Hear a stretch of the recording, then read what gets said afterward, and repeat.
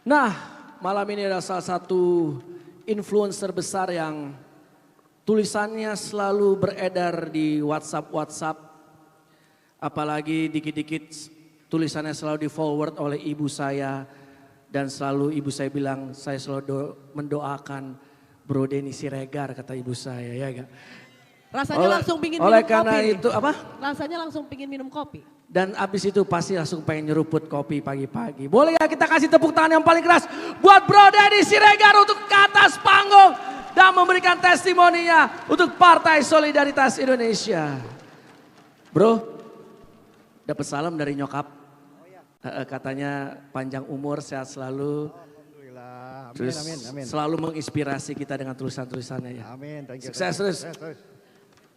Ya, Pak. Assalamualaikum warahmatullahi wabarakatuh. Salam sejahtera, terima kasih sudah diundang. Saya ini penulis, bukan pembicara.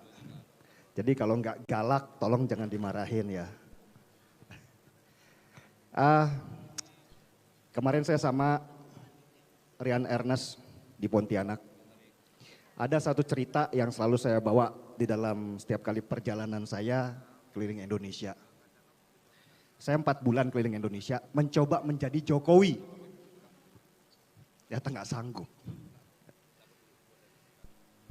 Saya termasuk salah seorang penggiat media sosial yang sering diundang ke istana. Tetapi saya selalu menolak. Saya tidak pernah mau bersama-sama dengan banyak orang, sekedar salam-salaman, terus kemudian hahaha. Buat saya kalau misalnya Pak Jokowi mau mengundang saya, ayo kita minum kopi bersama, kita cerita-cerita. Sombong ya. Akhirnya nggak tahu kenapa, saya pernah diundang dengan beberapa teman kelompok kecil, kita cerita di basement. Dan cerita ini sering saya ceritakan, ini adalah titik balik saya begitu berjuang untuk dia. Pertama kali saya melihat seorang Joko Widodo itu menangis.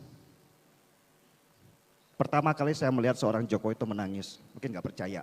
Menangis bukan keluar air mata, tetapi wajahnya geram dan matanya merah.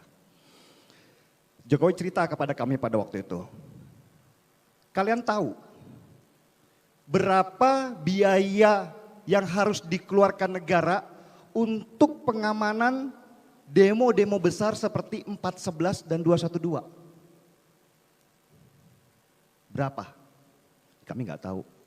Dan Jokowi bilang, sekali demo negara harus mengeluarkan uang pengamanan untuk mereka saja 100 miliar rupiah. Dan negara sudah mengeluarkan 200 miliar rupiah hanya untuk mengamankan acara mereka saja. Dan mereka masih merencanakan 8 demo lagi sehingga negara harus menyisihkan sekian ratus miliar rupiah lagi. Dan saat itu saya melihat rahangnya seorang Jokowi itu bergerak. Matanya merah. Saya baru pulang dari Papua. Di sana saya melihat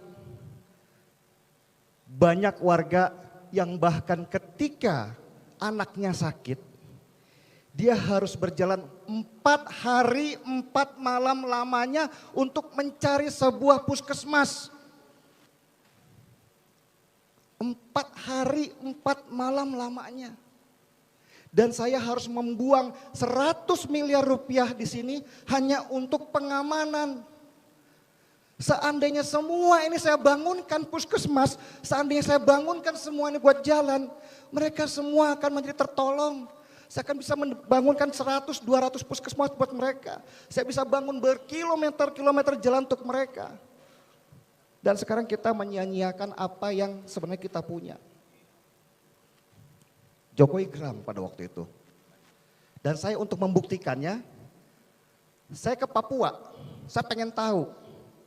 Datanglah saya ke desa Ampas. Desa Ampas itu adalah desa kecil di dekat Jayapura. Listriknya baru menyala di tahun 2016. Pemberian Bapak Jonan melalui pakai solar panel. Saya tuh pengen tahu bagaimana sih rasanya ketika kemudian desa ini gelap, ada Pak Johannes pada waktu itu, Pak ayo kita matikan satu desa, jam 6 sore, dimatikanlah, gelap. Saya bahkan tidak bisa melihat Pak Johannes, selain beliau hitam, ya, dan saya merasakan betul-betul kegelapan. Akhirnya saya memahami kenapa orang Papua minta merdeka. Saya pun jika pada posisi beliau, saya pasti akan menjadi orang yang terdepan untuk meminta merdeka.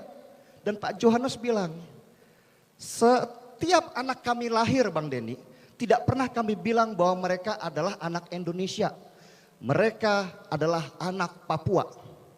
Karena Indonesia telah meninggalkan kami menjadi anak tiri di negeri yang besar ini. Pak Johannes bilang. Tetapi sekarang Pak Jokowi sudah melakukan pembangunan di sini, sudah ada listrik, sudah ada pengobatan, dan Pak Johannes menepuk pundak saya. Sampaikan Abang Denny kepada Bapak Jokowi bahwa kami sekarang menjadi putra Indonesia.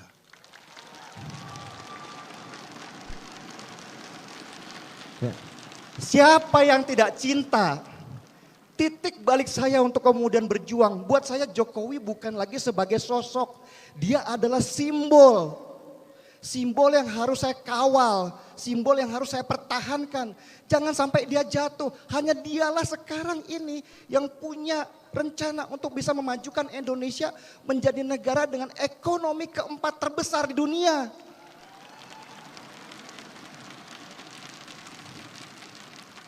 Hanya Jokowi sekarang ini yang bisa. Dan akhirnya saya berjuang di media sosial. Sesuatu yang saya bisa untuk menulis, menghantam mereka. Membangun propaganda untuk mengalahkan mereka. Berperang dengan mereka. Apa resikonya?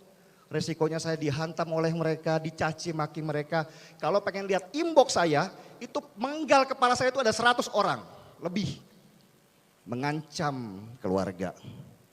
Makanya ketika kemudian saya ketemu dengan satu orang PSI yang sempat mengeluh karena diserang oleh partai besar, saya bilang, bro, mental itu terbuat dari baja, maka selayaknya lah ya ditempa.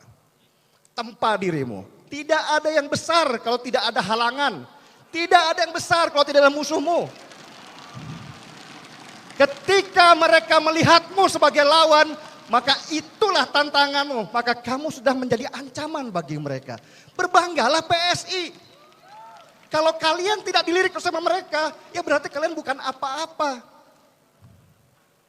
Tapi ada satu kemarin yang terakhir, saya pernah ngobrol fakta integritas saya kepada Mas Andi Budiman, fakta integritas saya kepada Rian Ernest, karena pada waktu itu saya bertemu mereka berdua, saya bilang begini.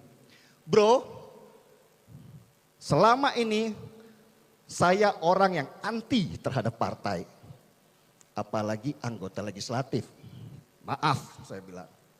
Saya tidak pernah percaya dengan yang namanya politikus. Kenapa? Karena para orang-orang yang selama ini dipercaya oleh masyarakat itu banyak menjadi pengingkar. Mereka tidak paham bahwa di dalam negara demokrasi seperti ini, suara rakyat adalah suara Tuhan. Para caleg. Suara rakyat adalah suara Tuhan. Berarti anggota legislatif itu adalah wakil-wakil Tuhan. Ini adalah amanah bro. Ini bukan peluang. Ini bukan kamu mencari pekerjaan. Ini adalah tempat orang-orang yang sudah selesai dengan dirinya sendiri dan mulai berjuang. Apakah bisa PSI? Apakah bisa PSI yang sekarang ini menjadi singa di luar sistem, tidak menjadi kucing manja ketika sudah masuk di dalam? Ujian itu bukan ketika di luar, ujian itu ketika di dalam. Saya bilang, saya ingin buktikan kepada kalian berdua, kepada Grace Natali, kepada Samara Asmani. Saya pengen buktikan bahwa kalian akan lemah ketika di dalam sistem. Karena itu saya dorong kalian menuju Senayan hanya untuk membuktikan benarkah Senayan itu tempatnya melemahkan yang orang-orang yang dulunya menjadi pejuang? Ataukah kalian keluar dengan spirit yang lebih besar lagi untuk bisa merubah citra DPR yang sudah rusak sekarang ini? Apakah itu PSI? Saya berharap itu PSI. Saya harus tantang. Saya harus tantang. Ini tantangan dari seorang Denny Siregar. Saya berteman dengan kalian, tetapi jika kalian sudah masuk pada sistem, maka saya akan tidak sungkan-sungkan untuk mencaci kalian jika kalian memakai rompi oranye.